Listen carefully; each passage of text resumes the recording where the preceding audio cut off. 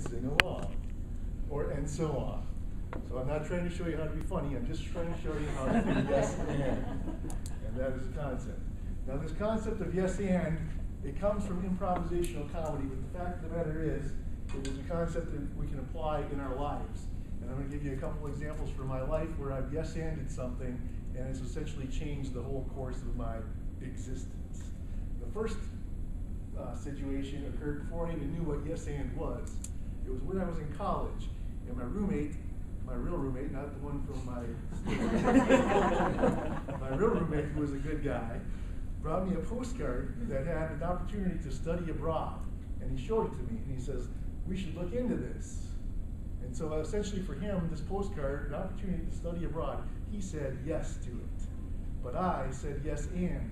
I picked up the postcard, I got the information for an application, I filed it, and I ended up studying abroad. And I can assure you that by studying abroad, it changed the person that I am today, it changed the kind of alcohol that I consume, and it changed my outlook on the world. It was a yes and situation that changed the course of my life. A second yes and situation involved improv comedy itself. I was going to law school and I saw an improv comedy troupe performing, and at the end of that performance, it was Stevie Ray's improv troupe, the leader of the performance says, if this looks like fun to you, you too can do improv comedy. Sign up at blah blah blah website. And so I didn't just say yes, that looks interesting, I said yes, and I signed up and I went to improvisational comedy, which once again definitely changed the course of my life, which now 10 years later has led me to become a writer, writing plays and that sort of thing. But yes and doesn't just end there. Here's something to me that really brings it full circle. I've become a member of an innovation therapy group here at Medtronic, and Matt is also a member of this group.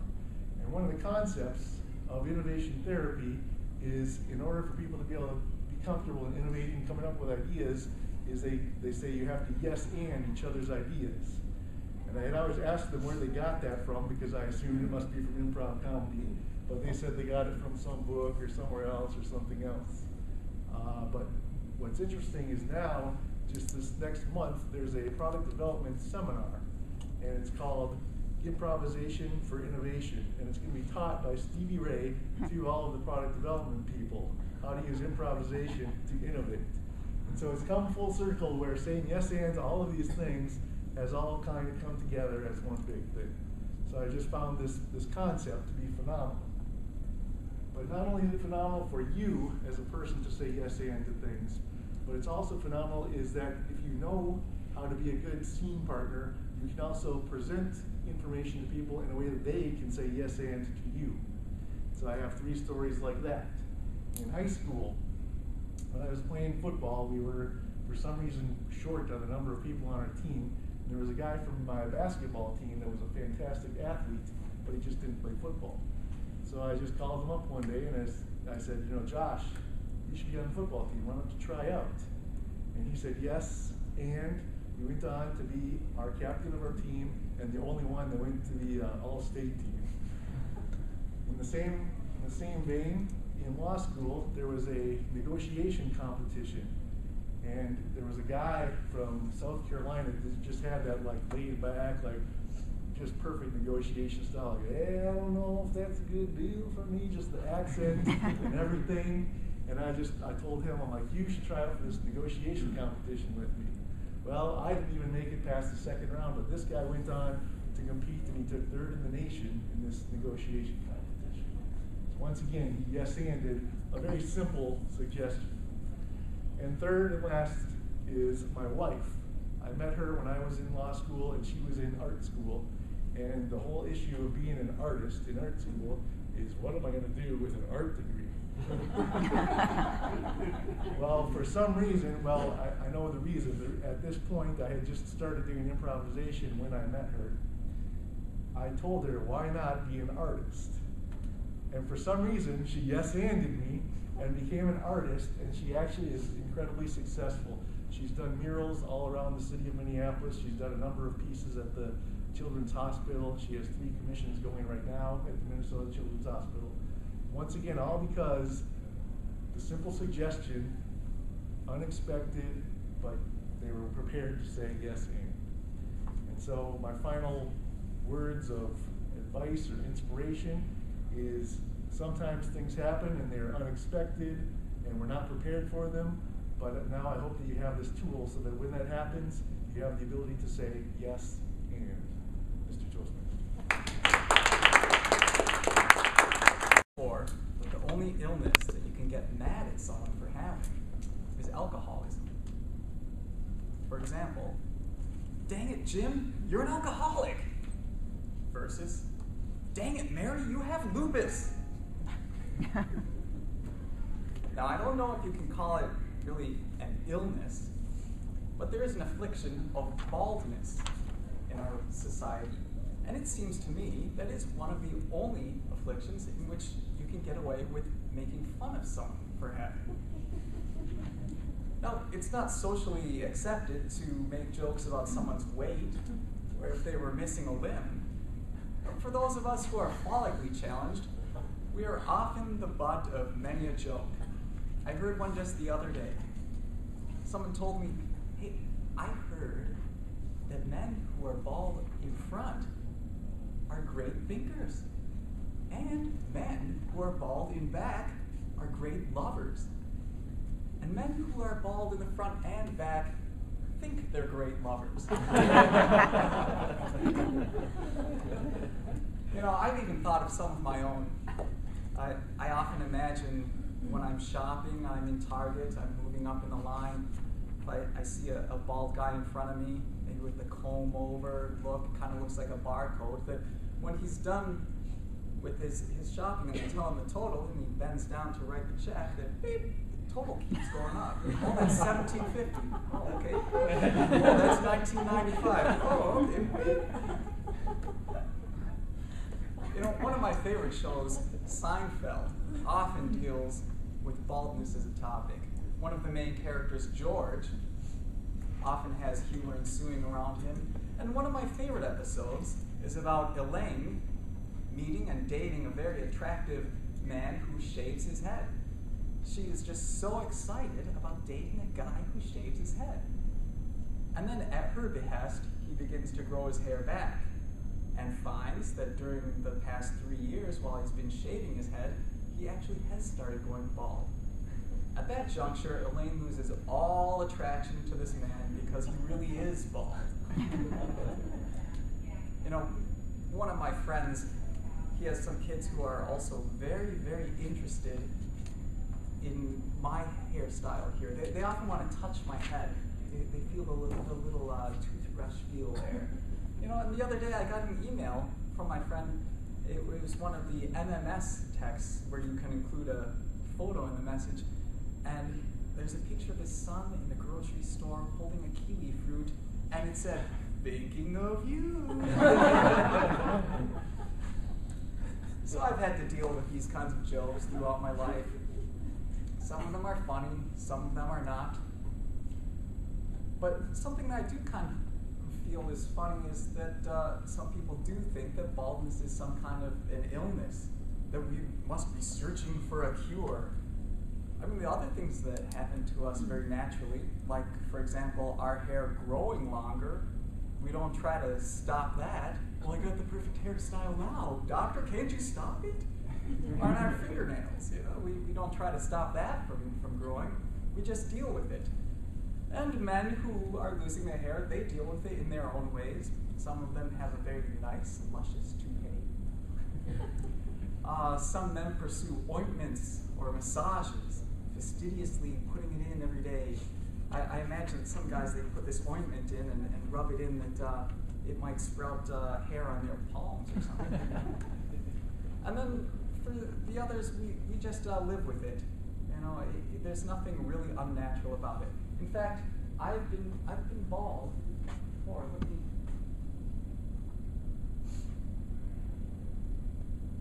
me share with you here. First time that I was kind of bald. Didn't have much hair.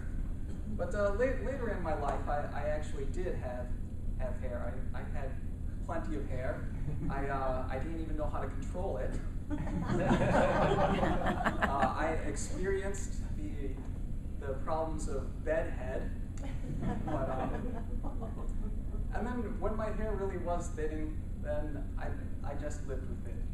I dealt with it. But to be honest, before my hair started thinning, I did shave off all of my hair at one point. And the reason I did it was because I was a Buddhist monk in Thailand. And does anyone know the reason why monks shave their head in the Buddhist religion? They're all bald. In fact, they do all become bald when they shave their heads. But the reason that monks shave their heads is to let go of vanity. Hair is a part of a person's vanity and trying to look good. And as a monk, we let go of these things. Things that are natural are natural. We should accept things like getting older. You can't hold on to being young forever. And hair is one of the things that we start with. The only problem for me is that when I became a monk, I felt that all of my fellow monks were always so happy and smiling that all of them actually look really handsome without any hair. So I don't know about the vanity part after all. And overall, I can think of many, many much worse things in life. Baldness is probably the least concerning part of people who are dealing with cancer. I can think of a lot of body parts, and I would rather keep all of them than my hair. That's the least thing that I'd be concerned about falling off of my body. And in fact, after I was a monk, I did grow my hair back. And I had to deal with that bed head all over again. And when my hair started thinning, I just decided to cut my hair short. The more it got thin, the more I kept it shorter and shorter. Until finally I decided to go back to the same hairstyle as when I was a monk, and I actually used a razor every few days. As a teen, losing my hair would have been quite traumatic, but as an adult, it's been no problem at all. There are many benefits to not having hair. As you can imagine, I don't need a lot of hair care products. It's rather easy to take care of. I can cut my hair or shave my head in just a few minutes. It saves me a lot of money. And imagine traveling. I don't have to take a bunch of products with me and put them in the little baggie. I can get off an airplane and feel totally refreshed. Sometimes during the day here at work, if I'm really bogged down by things and I just need a break, I can go into the restroom and just wash my head, dry it right there. I feel 100% better. Another thing that I've noticed is that there are a lot of bald celebrities. You might know some of these. Now, Mr. Burns, he's kind of an evil character, but they're not all bad. There's Charlie Brown. Woo! Everyone's favorite, Homer Simpson. I think Stewie actually should be bald because he is a baby. But I guess there are also some real-life celebrities that you might know, like Andre Agassi. He used to have a toupee when he played tennis, and I think a lot of people agree that he looks better now. Michael Jordan, another famous athlete. And Bruce Willis, one of America's favorite actors.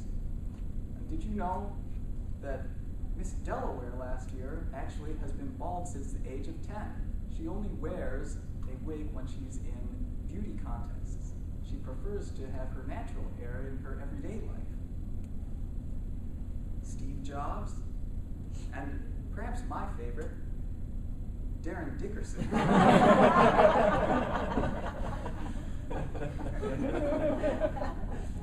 You see, there are many of us men and perhaps some women who have to deal with having lost their hair at some point in their lives. But overall, I don't think that it has really caused me much difficulty at all. So for those of you who maybe are worried it's getting just a little bit colder in winter this year as the wind is whistling through your hair, I encourage you not to worry about it. Accept all things that come to you in life and join me It's just fun to be bald. Toastmaster. Ellen? Or a nice family reunion? Tell us about it. Let's see.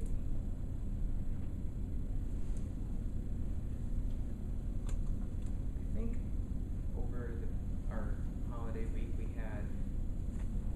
there were maybe, I think somewhere in the neighborhood of 6 gatherings. And it was kind of painful. Not that I don't love my family, I do. But I needed a break, you know? You know how you just, well, maybe you don't know, but when you have 3 kids, ages 8, 6, and 4, and run yourself into the ground for a while here, I just really long for like rest and relaxation. In fact, I talked to Abai. If some of you know, Abai used to be a part of our group, and I said, "How was your break?" And he said, "Well, I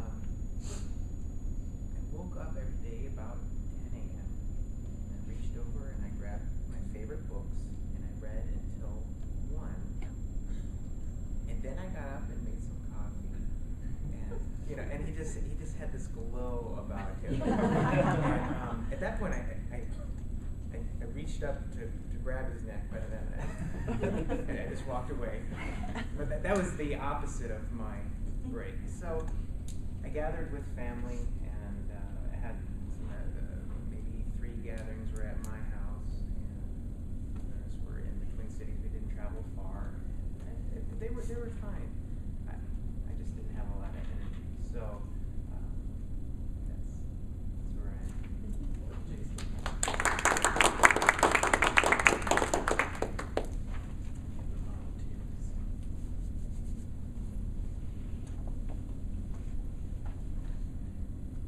Come on, it's New Year. All right, Sheila, thank you.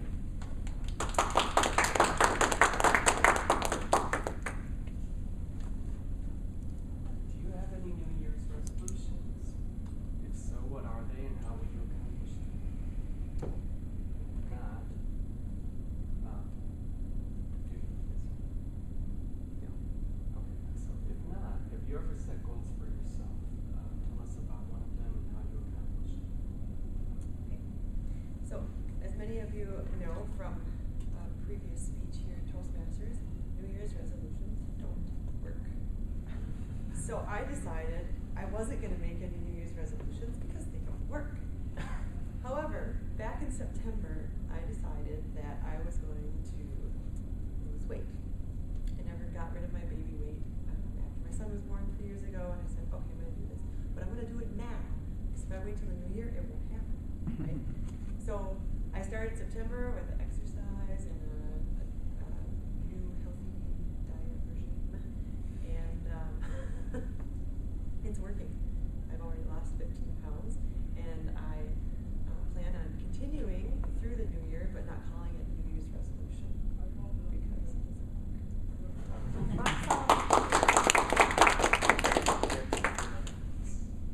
Okay.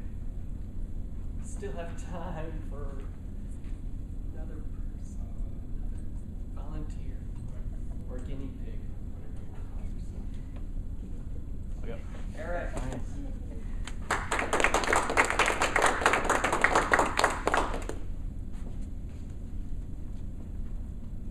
So this one might be a little more tricky.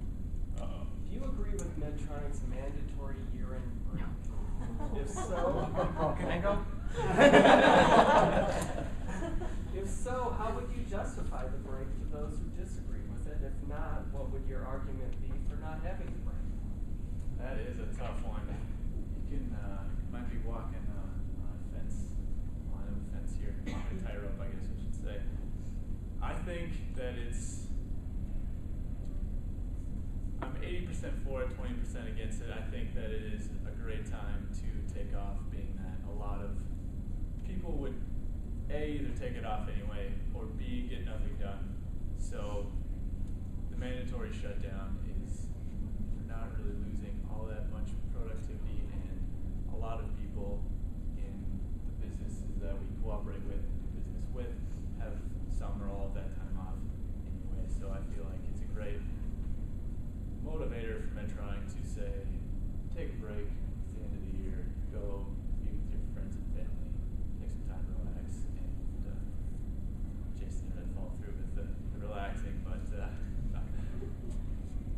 thought is there, and I think it's well intentioned. So. All right. Thank you. Thank you. Back to you, Mr. Toastmaster. Thank you, Mr. Tables Hopping Master. Well, first of all, congratulations on getting your manual. That's quite an accomplishment. It's awesome. Great. Accomplish my New Year's resolution. Actually,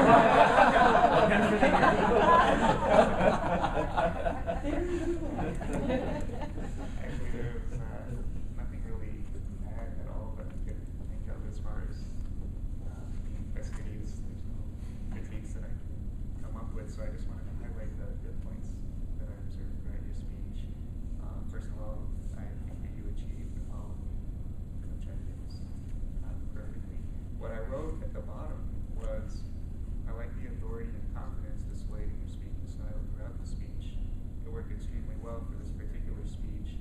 You clearly demonstrated your point to the audience. The motivational speech is one where getting his point, you lose the audience.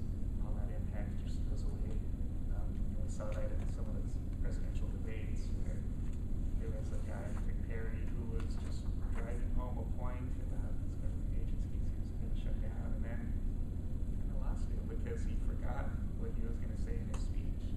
At that point, it's like, how serious, what are you about to do the rest of the speech? But with you, you brought everyone in from the very beginning and kept everyone throughout the whole entire speech. It was amazing. I like how you just had people randomly give you words and then were able to use that in your speech as improv. I like how when you were asking or sort of driving home the point of yes and you gave the examples by walking right up to a person in the audience and said, if you had just said lunch, yes, or yes and it was really great how you connected with everyone in the room. So I really like that you did that. I also like your use of hand gestures. There's a lot of examples of that where you were saying yes, and you were talking about the bouncing ball whenever the ball had to go to Italy. You did like that. Also, I like how you did the counting off whenever you talked about how studying abroad had changed your life. And you sort of did it by saying, here, I learned a new alcohol to drink. It changed my outlook on life. And it was great, that use of the counting. As far as the props in the room, the use of the whiteboard and the markers, these nice big rooms are good. Everything, the projector displays and stuff, but the whiteboards were great too. Especially for something like this where you had to come from mountains. I also like, your use of stage. Whenever you were talking about the two people in the improv having to play off of each other, and you actually did the trade-off where you asked the question, the other person had to say yes, and went back and forth like that. That was great. And all in all, it was a motivational speech. It inspired, I think, everyone to not just say yes, but to add in the yes and. Maybe at a meeting, if someone says, hey, that was a great idea, would you like to present it at a conference? Sure. Maybe say sure, and which one, or and when. Very motivational. So I would say you accomplished all of the goals of the speech. I enjoyed listening. Thank you.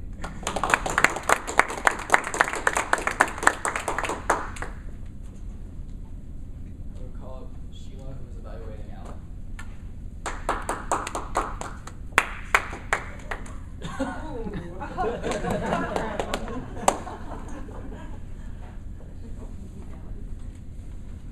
Well, I guess first I have to say I'm a little shocked that you were a Buddhist monk. Oh. Yeah, that's awesome.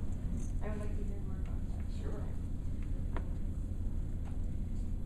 I think that you did a great job entertaining the audience. I think that you engaged everybody right away, and people were laughing at appropriate times. So I thought that they were really following along and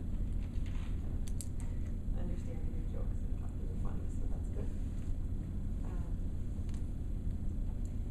I liked how you used something that was personal, and you could talk about yourself and your own experiences, but you could also talk about other people and the television show that's probably familiar to most people.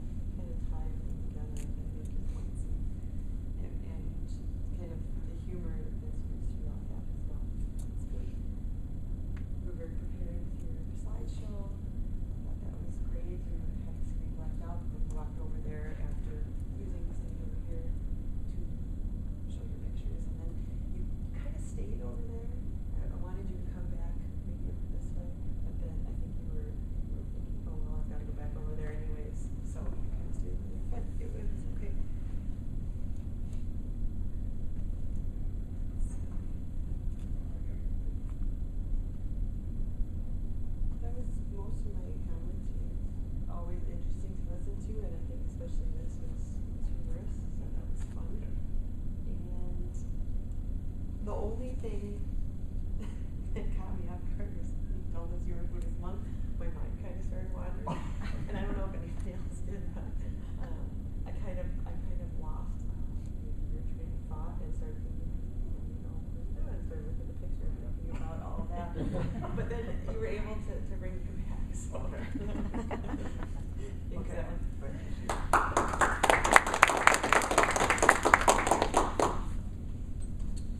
Alan, thank you, Sheila. We'll now bring up the general evaluator to introduce the evaluation team.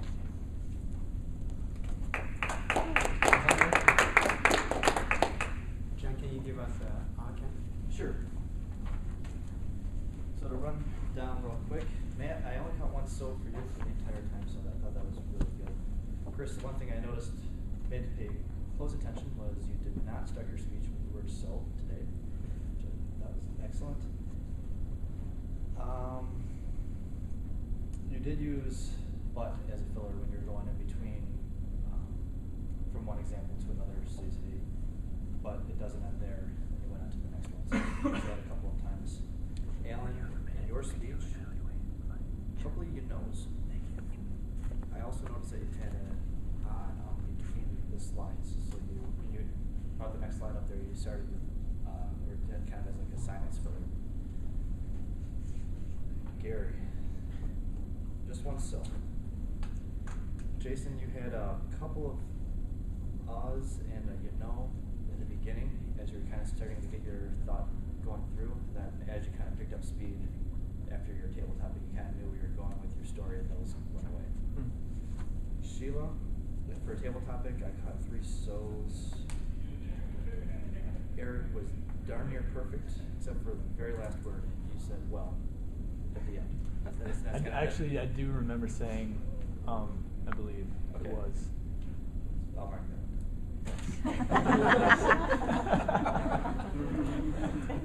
Juan, just a few ahs and ums scattered throughout while you were up there speaking.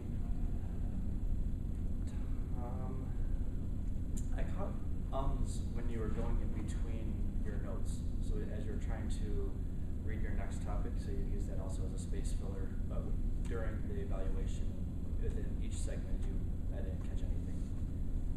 Then Sheila, for your evaluation, I also caught a well. And I thought one thing you did was that when you were going and reading your notes, just to silently to yourself, you weren't using the ahs or the ums as fillers. You just let there be silence and let those really good. So that's what I thought. Thanks, John. Maggie, can you give time report? I'd be happy to. Right, so let's start with Eric's your invocation, 31 seconds. It's a very nice invocation. It's just, I was actually surprised at only 31 seconds. For speeches, Chris, I had you at 8 minutes and 36 seconds, and Alan's speech was 9 minutes and 31 seconds. Both of you were very fastidious in your timing of your speech, so that was good. I actually should apologize to Chris. I think I almost forgot what I was doing with the card, so may have confused you a little bit there. Table topics, Jason. Again, all of the table topics they were watching their minutes fastidiously. Jason, 1 minute, 4 seconds. Sheila was 50 seconds. Eric was 57 seconds. And then for the evaluations, Tom, again, everyone was within time limit, 3 minutes and 28 seconds. And Sheila's evaluation was 2 minutes and 10 seconds. Thanks, Maggie. It's great to see everybody. I think we have close to 20 members. Is that right? 21. 21. So we have 13 today. It's really nice. And we have full agenda. We have 2 excellent speeches. Chris' speech I was really inspired because I'm the kind of person, when people ask questions, I'm going to say yes. Now I'm get to the point to say yes, but I think the next step would be yes. And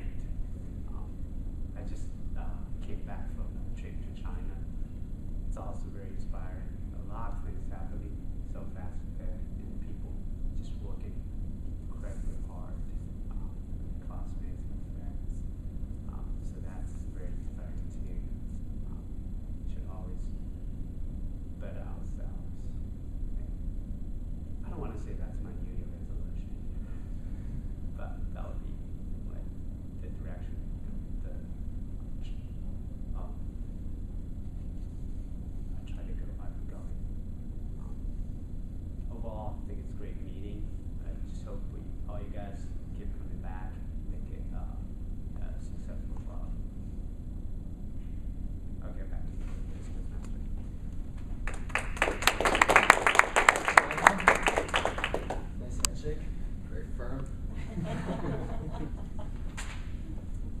can close with our table topics voting. If we can just get a refresher from the different topics from Lisa. Okay. Jason was asked to talk about if he had a holiday vacation or not. Sheila was asked if there was any New Year resolutions. If not, does she have any goals? And Eric was asked to comment on whether he agreed with the Medtronic mandatory break. Thank you, Lisa. Mm-hmm. So heads down, thumbs up. So it's Jason and who was the middle? Sheila Sheila. and Eric. Eric, okay. Okay, all votes for Jason. Thank you. All votes for Sheila. Thank you. All votes for Eric.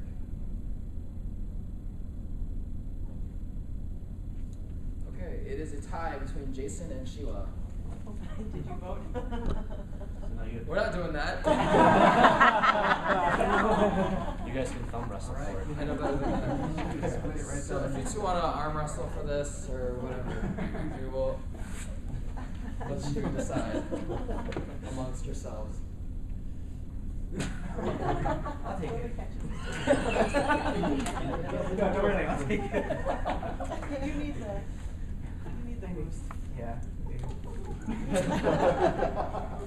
Okay, John, I'll turn the meeting back over to our president. Also, Great. yeah, Thank you, Matt. yeah.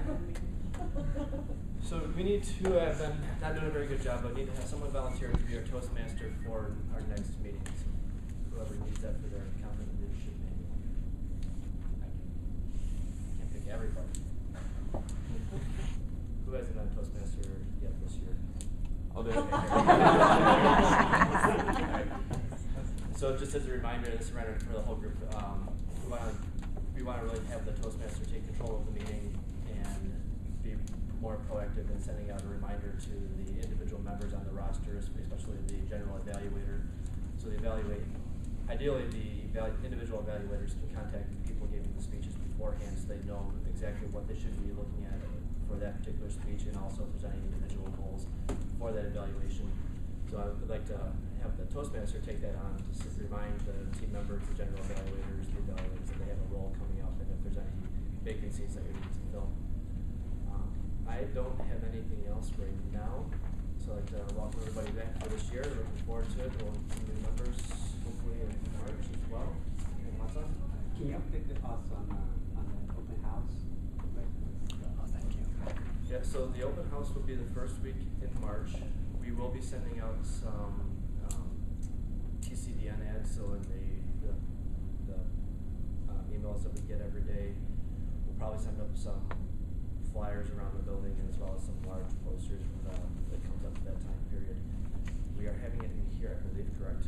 So we will have that set up with the first week of March, and we'll have supplied by Sheila, which is going to be your group's vice president.